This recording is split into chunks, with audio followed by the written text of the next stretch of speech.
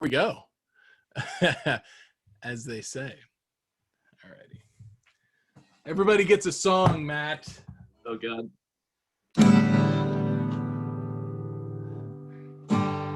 Haven't played guitar in a few weeks. Matt's gonna judge me. I just saw Twin Peaks. Don't know what I'm gonna do next. Maybe I'll just interview Matt Pabian. He's got great skin. He lives in sin. He's Matt Pabian.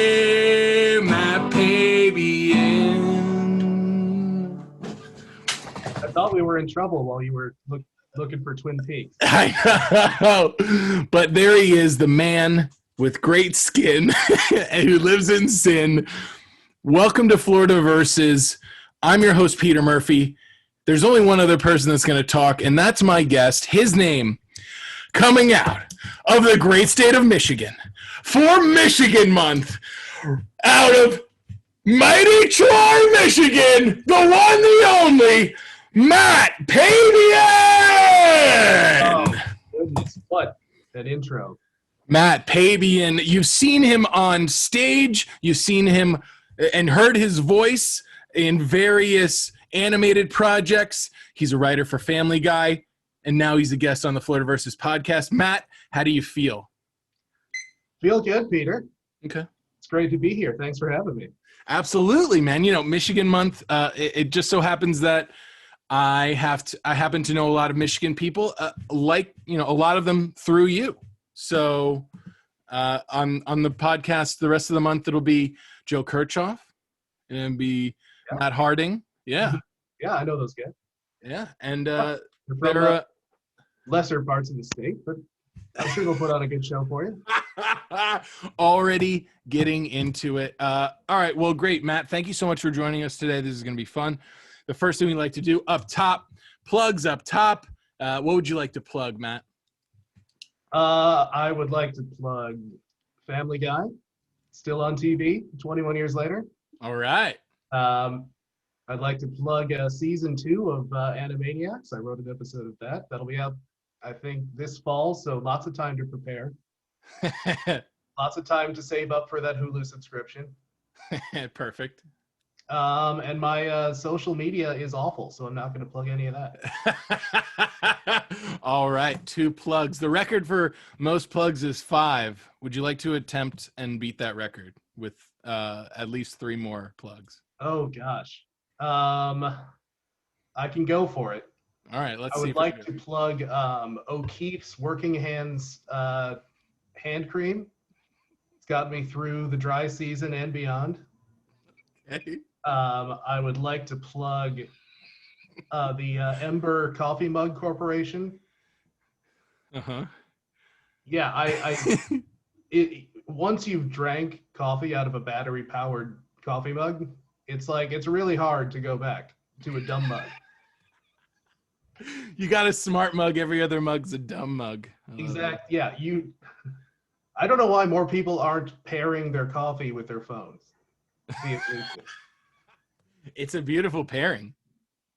It feels like a huge waste. I feel like I've lived my whole life wrong, that I need to worry about both my phone dying and my coffee cup dying. All right. Any other plugs there? You got 1, 2, 3, 4. I want to get back to each of these, and I want to give them their own time. I'd also like to plug Original Master record sleeves for your vinyl collection. If you, like me, are a weird, lonely uncle, you need a hobby, and you need to fill your days just meticulously putting your entire record collection into plastic sleeves, there's nothing better than Original Master. Original Master. Perfect. Well, you're tied for the record now, Matt, and I just have to cut you off before this goes too far off the rails. So, Matt, you mentioned Family Guy, 21 seasons on the air. You've been with that show for a long time. What's what do you think? What's it like being in a virtual writer's room these days? And how have you guys been able to adapt? And is it as funny, do you think? Is the show I work on as funny as it used to be? Yeah. Back when Stewie was trying to kill mom. The peak of comedy. It's well, to answer your first question, it's been all these Hollywood writers' rooms went virtual, Zoom only, whatever, and it's difficult, but it's not too difficult. It's at times you do feel a little trapped, kind of staring at a screen with all your coworkers in little boxes, and a real life writer's room. Everyone's there in person. There's hopefully a good energy in the room. You can get up, grab your snacks, fill your coffee, take a little stroll if you get exhausted. But like, it is a little grueling to be on Zoom for 5, 6, 7 hours a day. That's what I was just about to say. I like getting up. I like moving around. I'm a bit of a fidgeter. So has there been anybody on Zoom that's, been also like on a treadmill or on their Peloton, like during a meeting or something like that, or really like pacing around crazily, or has that kind of worn off? I've seen several standing desks pop up. Oh yeah. One day someone turns on their screen and you can tell they're like 1.5 feet taller than they have been. We've had, once in a while you get somebody like in a moving car. Oh, no way, really? They'll use like the dial-in on the phone, or the true maniacs will just dial up the video Zoom while they're in their car. Speaking of maniacs, Animaniacs season 2 coming out soon. What was it like being a part of the team that revived that franchise, that beloved franchise? Did you feel the pressure, or did they, or was it, was Steven Spielberg in there saying, "Don't worry, guys, we'll get this"? Spielberg called me directly. I know. And he said, "Listen, the only piece missing from my team is that I need you and only you to write one 15-minute half episode for this thing." Hey, Emmy eligible, buddy. I'll submit you if you don't. I appreciate that. I'll make the billboards. Oh, wouldn't that be an amazing billboard? What would my Emmy? An FYC Matt Pabian Animaniacs 15-minute half episode. I'm not saying I don't deserve it. But if that billboard goes up on Sunset. Speaking of things we deserve, we all deserve smooth hands. And O'Keefe's the hand cream in early pandemic that you mentioned. What's it called? O'Keefe's working hands. O'Keefe's working hands. The green tin for all your YouTube viewers. This is the stuff. Oh yeah. Good luck. How did you discover this? I wasn't always a dry hands guy. But, Father Time is undefeated, and as the years go on, you're going to get some itchy, dry hands from time to time. When the pandemic started, I was washing my hands so much that I think I had some eczema, like breaking out. My hands were cracking, and it was like earth was opening up, and you could see the lava underneath my flesh, which was, my blood. And it was just absolutely awful. Did you, what's one pandemic inconvenience that you've had that's like not like a big thing, but like it sucks, other than obviously seeing your friends and all those right people around us. For starters, eczema. Mm-hmm. Oh, was that what led you to the O'Keefe's? Yes. I decided rather than go see a doctor, I should just rub cream on it for 6 months, which isn't working, so I think I'm going to see a doctor. They're busy. Don't if you don't gotta go, don't go. Right. I think a big inconvenience, dishes. Oh yeah. Despite all of my fabulous Hollywood success that I'm sure your viewers are aware and your listeners. I don't have a dishwasher. Really? Yeah. So at work, we, there's food everywhere. We get lunch ordered in every day. That's like 5 meals a week that I don't have to prepare. True. Sometimes more if I order generously and then save it for dinner. So just being alone by myself, all the food prep, all the dirty dishes, they stack up. And probably the fifth worst thing to happen in this whole pandemic. Do you prefer the dishwasher? Easily, like hands down. Oh yeah. I prefer hand washing just because it's more of a chore. Like I mean, it's an obvious chore. The thing I like about the dishwasher is it sounds nice when you put it on before you go to bed. You know? It does. Yeah. Yeah. I would put one in my bedroom if I was building a house. Yeah, exactly. But yeah, put it in the bedroom. That's all you need. It's Soothing, chug-a-lug, white noise. I mean, yeah. I mean, sign me up. But I prefer the hand wash the dishes just because, like I said, it's more of a chore. It's more of like I gotta, I want to take responsibility for this, and it's just I don't know. Maybe I'm crazy. Speaking of dishes, how do you wash that ember mug? A hand wash only. So I mean, that's how everything gets washed around here. Yeah. But yeah, it's very safe to use. You can fill it to the brim with liquids. And speaking of safety, the record sleeves. When did you get into the record sleeves? And are they for display? Are you displaying all your records, or what's going on?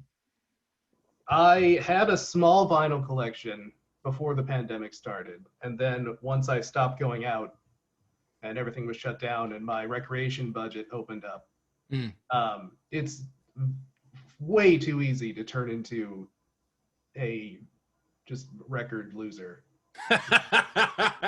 Recordiophile, or what audiophile? I don't know. I guess not necessarily, right? I hate what I've become, but there are usually a record will be shipped or packaged in just a plain like paper sleeve, but those can have lint on them. They can be kind of staticky. So if you're a serious weird uncle like I am, then you can buy these special like transparent rice paper bags that are static free, acid free, and they hold the actual record itself. Ooh. And protected from, scratches and static and all those dust, all those things. They do have bags for the exterior, so you can actually protect the entire record, which I had not gotten into until literally earlier today when my package arrived from Amazon. Ooh. And I spent my entire lunch break putting my records into like these little open Ziploc bags. Do you put you don't put the physical the round record, you put the square paper thing in it, right? Got it. Okay. That's cool. Keep the tunes fresh. Of your record collection, what are a couple of your gems, couple of your favorites that you happen to have? God. A few that you're proud of. Eventually had a couple weird rare ones that I'm sure I paid way too much money for. I have a actually hanging up on the wall behind me. Again, your YouTube viewers can see it. Yeah. A Guster for the first time ever released their debut album on vinyl in a limited green and black splatter pattern. Ooh. And they only made like 500 of them. That's awesome. If you're looking at this one, that means there's only 499 other ones out in the world. And one day, rare and precious thing. One day, all 500 of you guys are gonna get together for a convention. That'd be sweet. Yeah, and talk about how little they're still worth. You're a big Guster fan. Where's Guster from? They're from Boston, the East Coast. Boston. Yeah, nice. They're like a Northeast kind of college band. Hell yeah, man. Yeah, and that's all. And you have like pretty much. Do you have a lot of their collection? I do. I think any record they have that was put on vinyl, I think I have it. Whoa. Yeah, it took a little digging. It's hard to find the second album, Goldfly, in a limited edition gold vinyl. Ooh. Yeah. There's no limit to what you can waste your money on.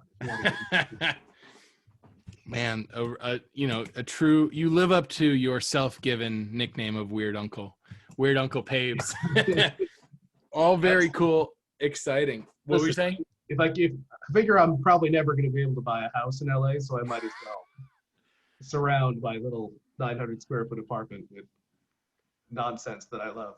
Dude, hell yeah. Yeah, and everyone's got those bands. How many times have you been able to see Guster live? I feel like I should know this, but it's probably 15 times. Ooh, oh my goodness. That's awesome. Yeah, quite a bit.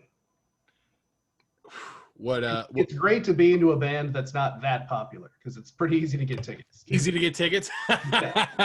And much more affordable than, your Springsteens, your Taylor Swifts, your McCartneys, your Insane Clown Posses.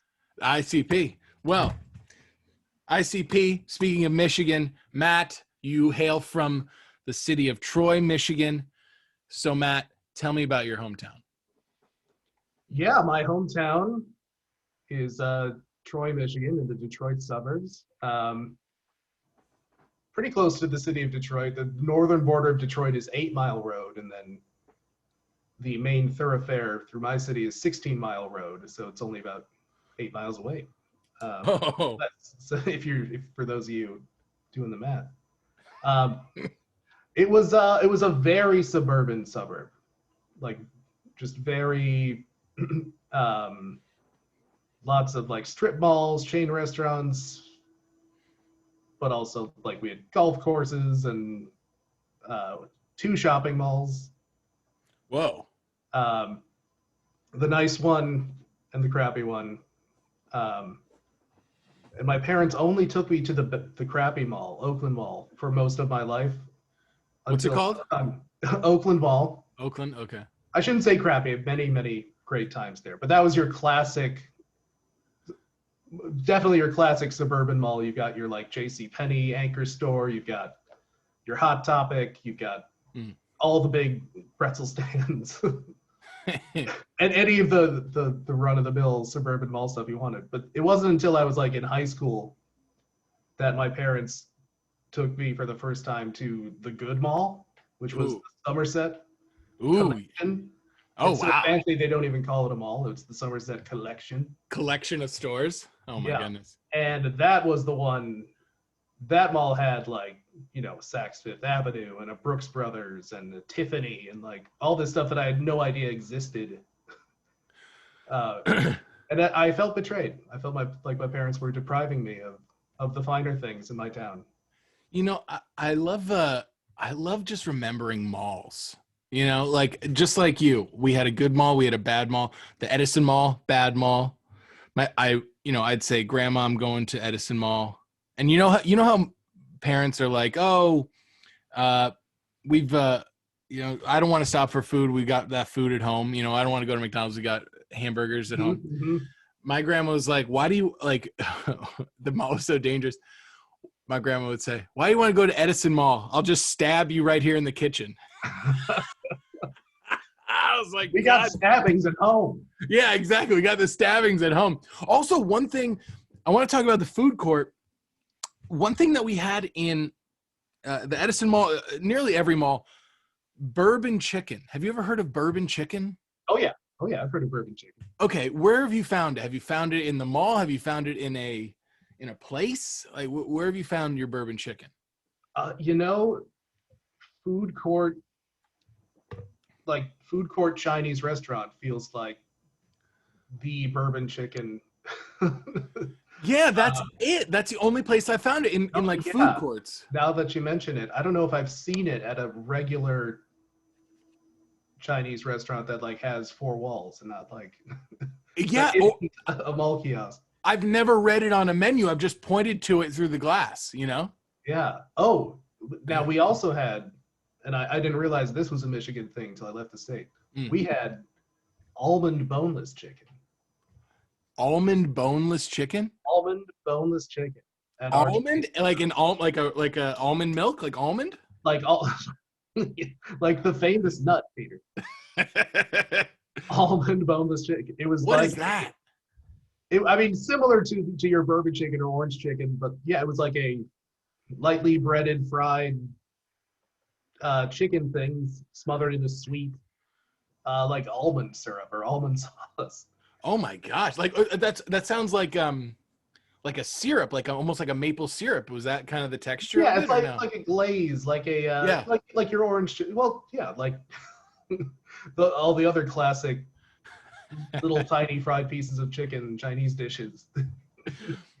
You know, It's all sugar chicken. That's all it is. I know. You know what's so interesting is, the thing that gets me going about malls is all the food is Americanized, and I think that's why we find bourbon chicken in malls. It's like, oh, I'll eat that, or what else is Americanized?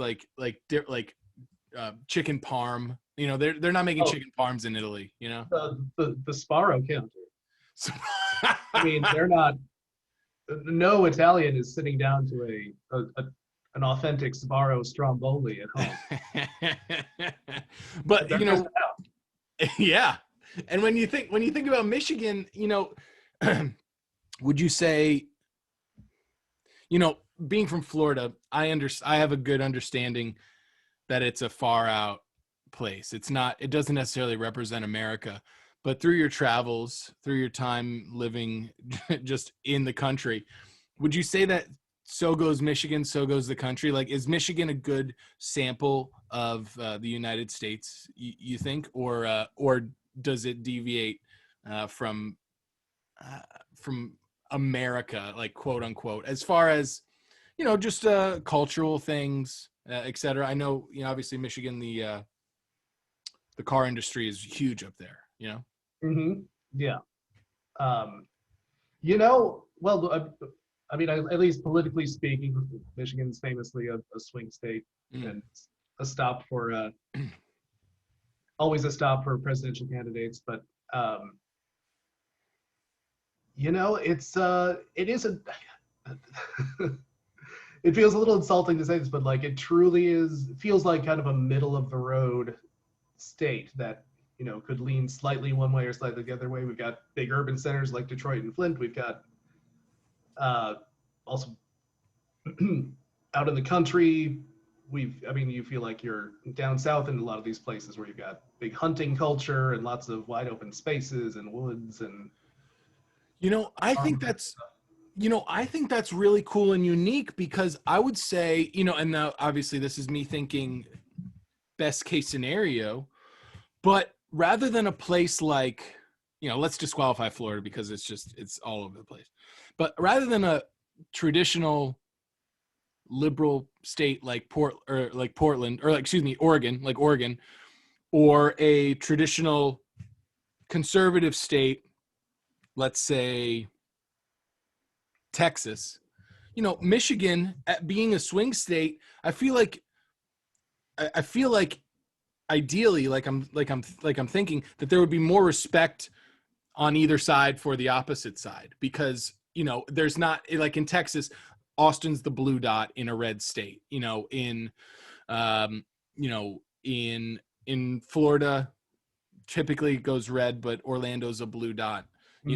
Rather than, obviously you're talking about the blue dots in the urban areas and cities and stuff like that. But I feel like in places like Michigan, you're much closer to your neighbor, is more likely to have opposing viewpoints than you do, and you kind of respect them. Does that come out, or am I just kind of fantasticalizing that in my head?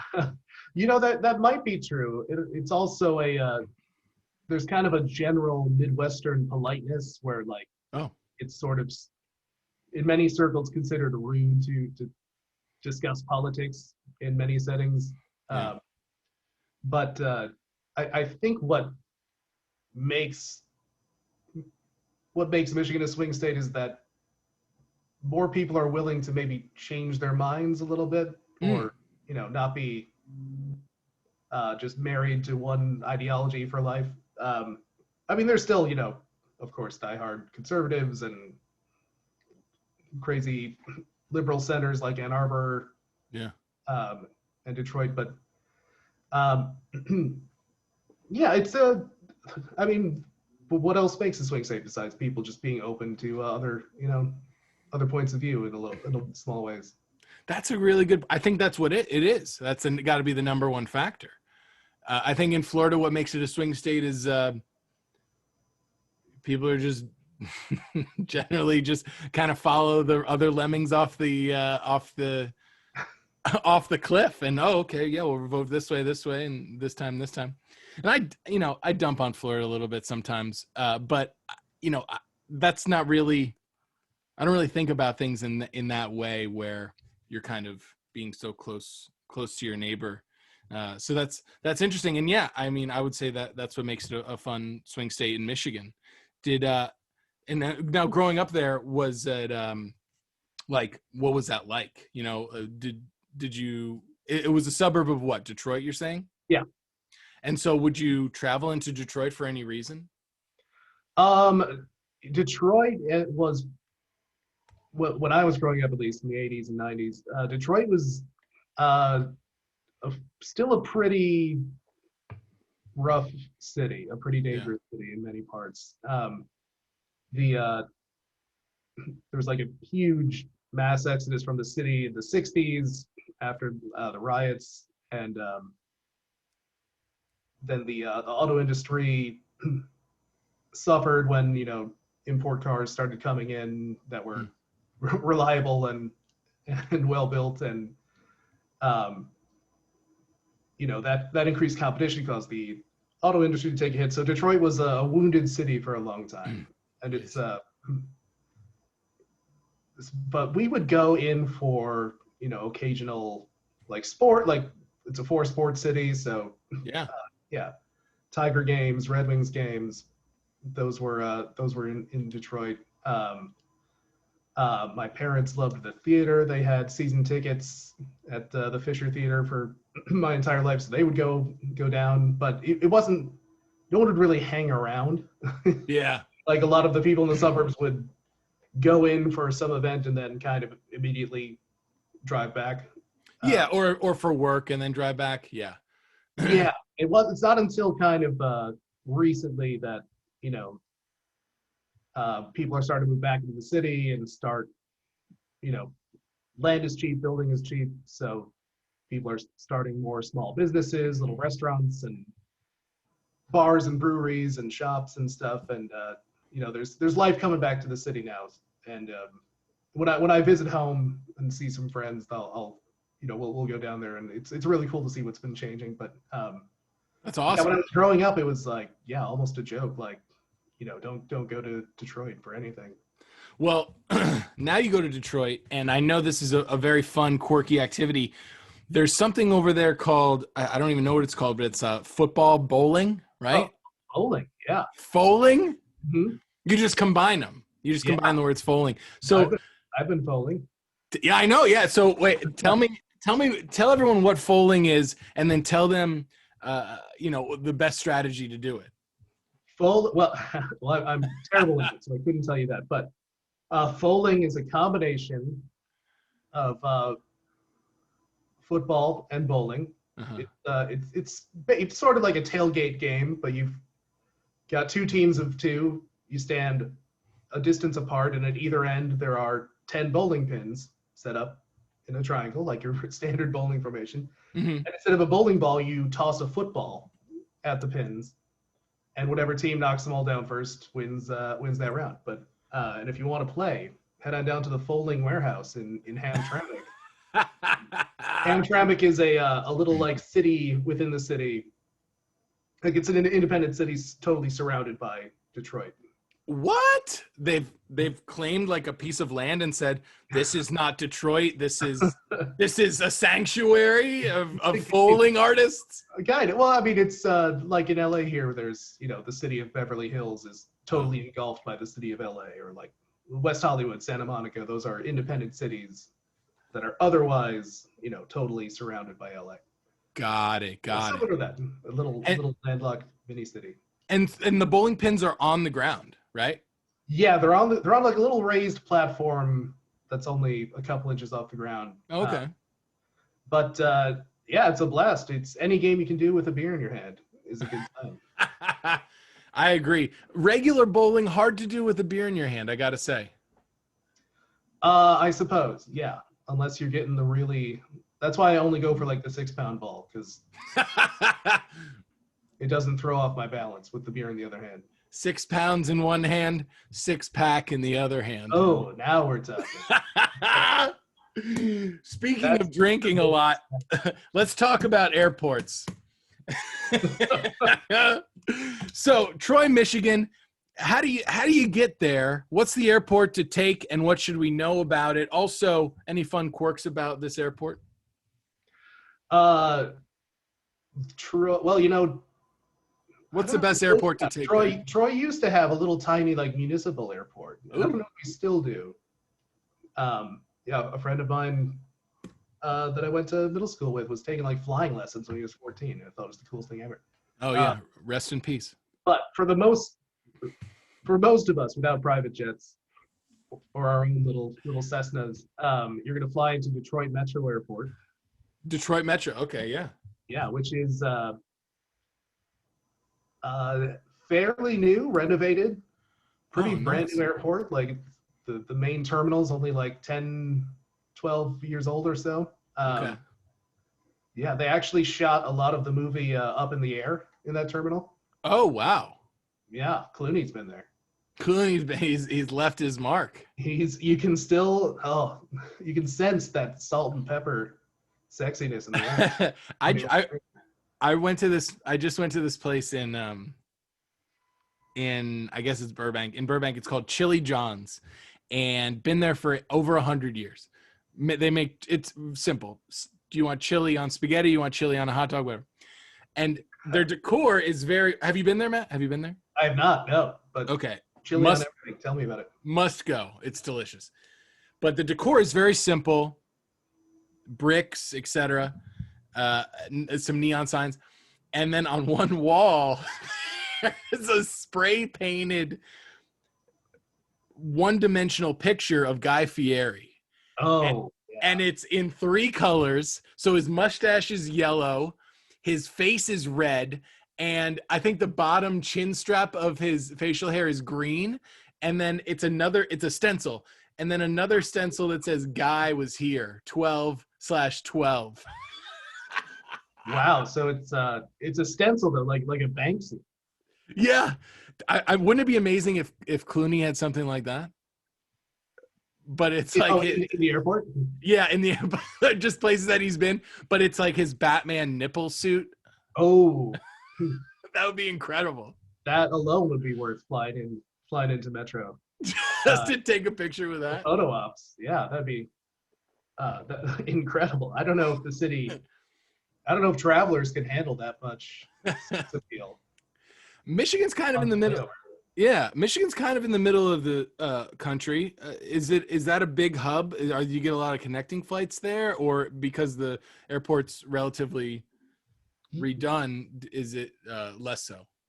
No, it's a pretty busy airport. It's an international airport. Oh, great. With easy access to Canada. It's close enough to fly direct to Europe. I guess most airports are close enough to fly direct to Europe. Oh, you've got enough gas. Fly direct to Europe. You can go anywhere, man. You're up. But yeah, it's busy. It's like a main hub for Delta. Nice. Like they route a ton of flights out there. Any hidden gems? Like, are we gonna get any of that almond chicken? Almond chicken? The almond boneless. I've not boneless. Yeah. Managed to. To be honest, I haven't looked for it, but I haven't found it either. So it could be around. Well, for starters, there's a fun like people mover, like a tram that goes through the airport. Ooh, I love automatic little train that goes just in one direction from one end of the airport to the middle to the other end. So if you got some time to kill, take a little spin.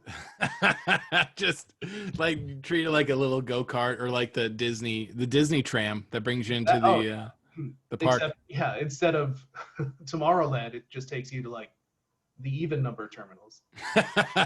Um, uh, there's some cool local eats you can get, or at least the airport versions thereof. Zingerman's Deli. Yeah. Very Ooh. popular for meat, their deli meats, and also their baked goods. Ooh. Um, there's a local diner chain called Max and Irma's. Ooh. Do you have a Max and Irma's? Did those go down south? No, we had a Jason's Deli, and they were trying to do the Cantors, the Carnegie Deli. They were trying to duplicate that, but for a broader audience, and it was a chain. Is that kind of what you guys had?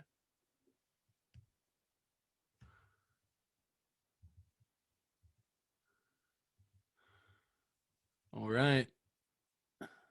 What has happened here is Matt is frozen on the Zoom. Have no fear. We'll see what happens. See if he comes back. Yeah, we had Jason's Deli. What was fun about Jason's Deli is they would try and stack up sandwiches like super high, but also what they were trying to do is they would